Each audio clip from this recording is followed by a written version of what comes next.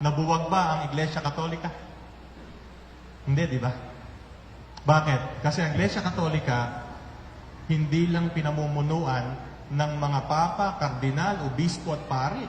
Ang Iglesia Katolika ay pinamumunuan ni Kristo mismo.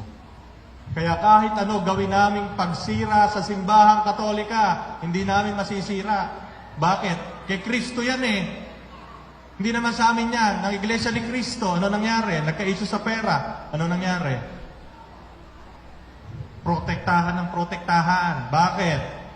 Kasi ang isang sekta na itinayo ng isang tao, siguradong guguho. Pero ang simbahang Katolika na itinayo ni Kristo, kahit gaano kasama ang mga pari, obispo, papa, hindi guguho. Sapagat ito ay pinapatnubayan ng banal na Espiritu. Amen? May tanong pa po ba? Yung po mga kapatid nating ministro, sabi po may nagpunta daw. Ha? Umuwi na. Pwede namang magtanong ba't umuwi?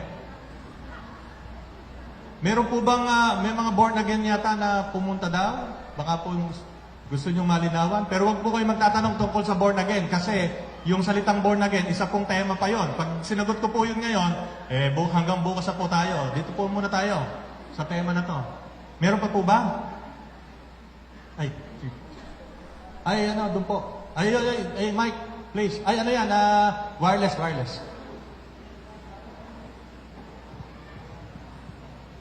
Magpakilala lang po. Po si Eduardo Amuligan, tiga Concepcion. At ito po ay maaaring hindi natin nabanggit doon sa pinakita natin sa screen, pero gusto ko lang po ito malinawan. Sa ngayon po sa pag-aaral, doon sa mga relihiyon na naitatag sa daigdig, mayroong 5 relihiyon na unang naitatag.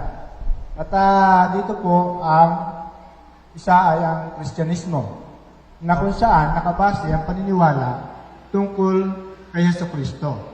Matatawag po bang Kristiyano yung mga hindi Katoliko Romano?